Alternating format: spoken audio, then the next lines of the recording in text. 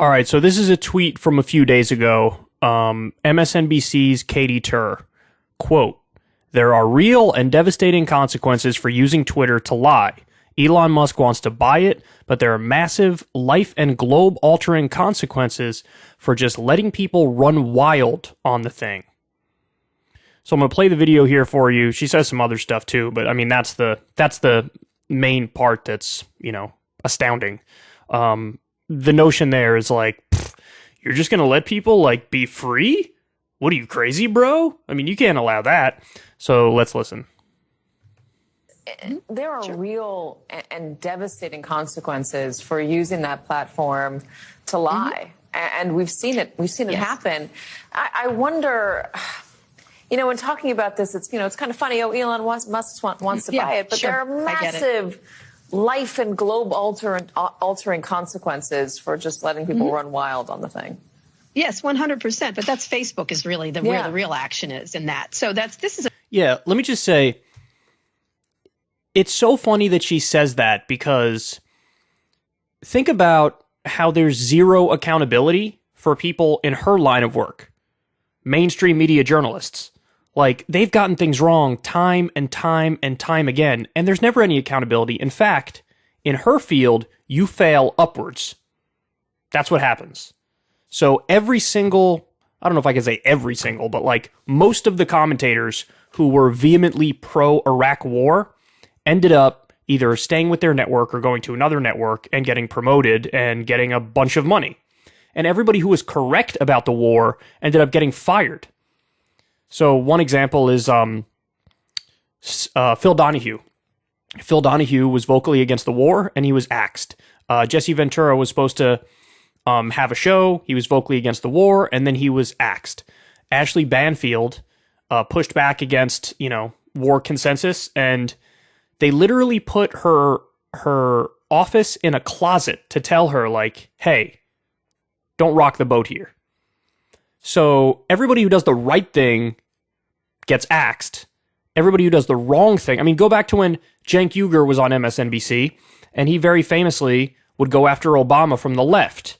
And then they basically offered him like hush money to take a weekend position, because he was at, I think, 6 o'clock on the weekdays at the time. They offered him a contract for the weekend position, and they told him, like, hey, in Washington, they don't like your tone. And he interpreted that as, he was like, what?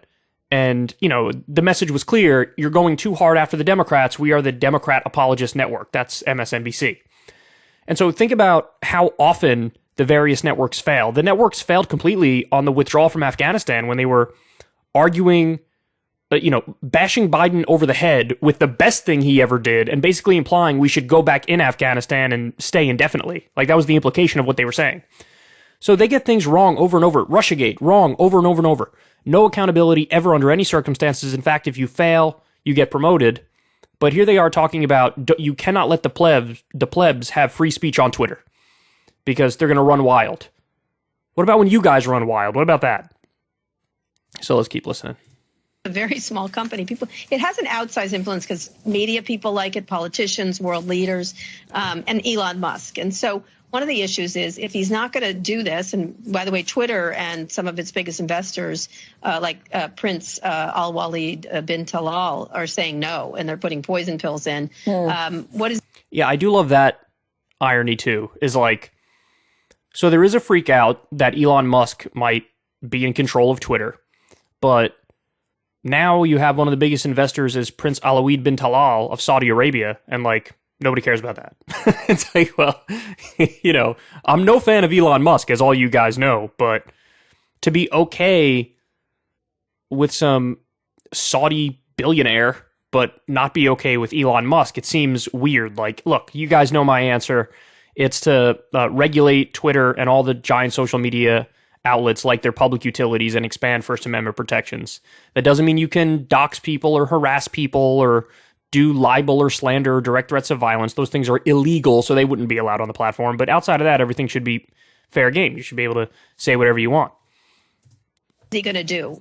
He's going to have to somehow unload this 10% stake And that's probably what he's going to have to do, or raise private financing, which has its own risks and possible rewards, but a lot of risks for him. Well, I didn't play the soundbite, but he was asked if there's a plan B, and he laughed and said there is. We'll find out what that is. That's what a super villain hero would say, right? That is he thinks he's Tony Stark, right? That's what they'd say. However you feel about him, that's what Tony Stark would say. Kara Swisher, it is always. Yeah, so I don't know how this is going to unfold. I'm very curious to see. You could tell that like the Twitter board and Elon are sort of jockeying for position and going back and forth, and one's trying to get the other hand, and then the other pulls a move out. So I don't know if he has another trick up his sleeve, but he might. I mean, there's all different financial maneuvers that both sides could take. So it'll be interesting to see what happens. But right now, we just have to watch until some new significant development. Hey, y'all, do me a favor and like and subscribe. It helps out big time in the algorithm. Click the bell as well for notifications when videos drop, and watch that video on screen right now. You know you want to.